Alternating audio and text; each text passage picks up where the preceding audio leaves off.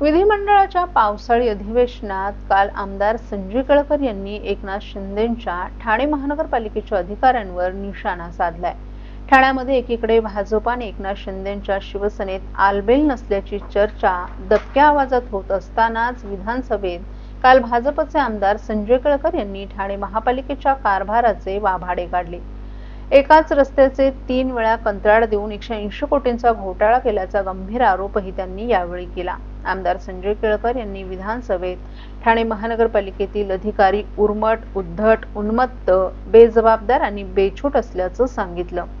सरकार, लोकप्रतिनिधी यांचे आदेश किंवा त्या भागातील जनतेच्या तक्रारी केराची टोपली दाखवण्याचं काम उर्मट, उद्धट अधिकारी करताना दिसून येतात।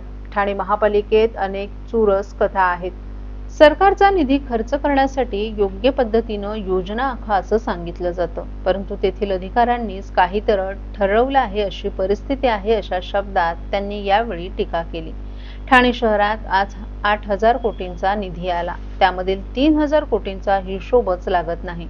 ठाण्याचे नागरिक त्याचा हिशोब विचारतायत, ते पैसे गेले कुठे? ठाणे महापालिकेचा 5 वर्षांचा ऑडिट रिपोर्टही आला नाही, लेखापरीक्षण सुद्धा झालं नाही। हे खेदानं सांगावंसं वाटतं। 5 वर्ष ठाणे महापालिकेचं लेखापरीक्षण झालं नाही म्हणजे किती प्रकारचे घोटाळे झाले असतील। गेल्या वर्षी जेव्हा आपण आवाज उठवला तेव्हा 2019-20 आणि 2020-21 या वर्षाचं लेखापरीक्षण अहवाल आला, परंतु तो अजून वेबसाईटवर आला नसला असा दावाही आमदार संजय केळकर यांनी केलाय।